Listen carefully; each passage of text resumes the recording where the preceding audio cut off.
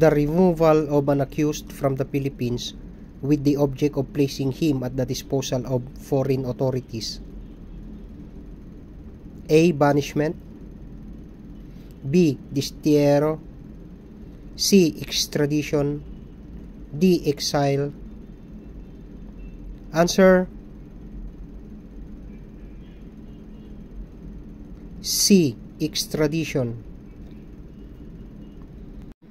This decree is known as the Philippine Extradition Law.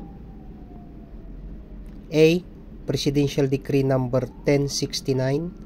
B. Republic Act Number 1069. C. Presidential Decree Number 6910. D. Republic Act Number 6910. Answer A. Presidential Decree Number 1069.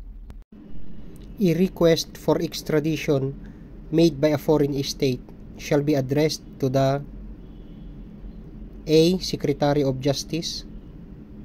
B. Secretary of Foreign Affairs. C. Office of the President.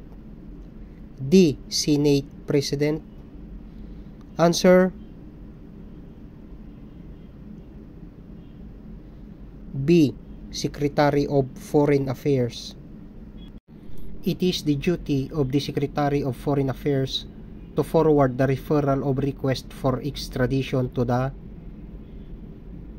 A. DOJ Secretary. B. Chief PNP. C. NBI Director. D.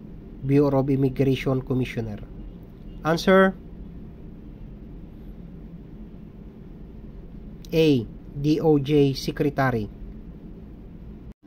In extradition, the DOJ Secretary will designate an attorney to take charge of the case, who in turn will file the case at the A. Supreme Court. B. Court of Appeals. C. Regional Trial Court. D. Municipal Trial Court. Answer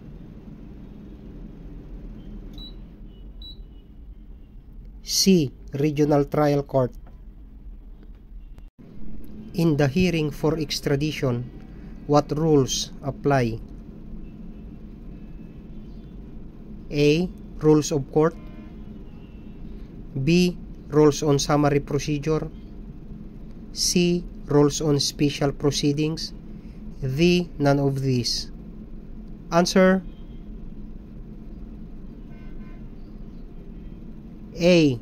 Rules of Court. In extradition, in case of urgency, the requesting state may request for provisional arrest of the accused. The request shall be sent to the A. Director of NBI. B. Chief PNP. C. DOJ Secretary. D. DILG Secretary. Answer A. Director of NBI.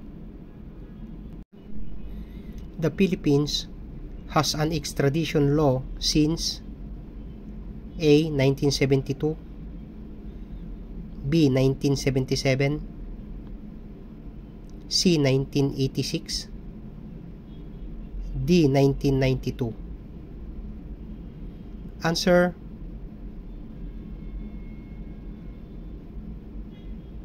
B. 1977.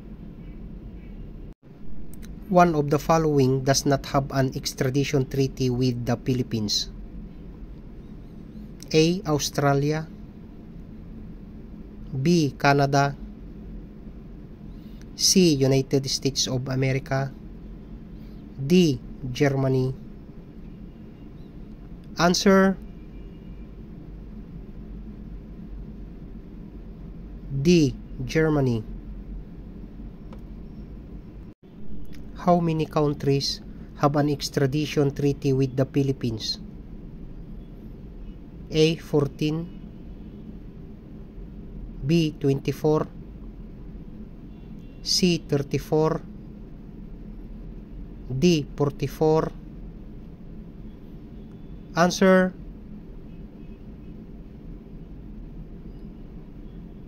A. 14.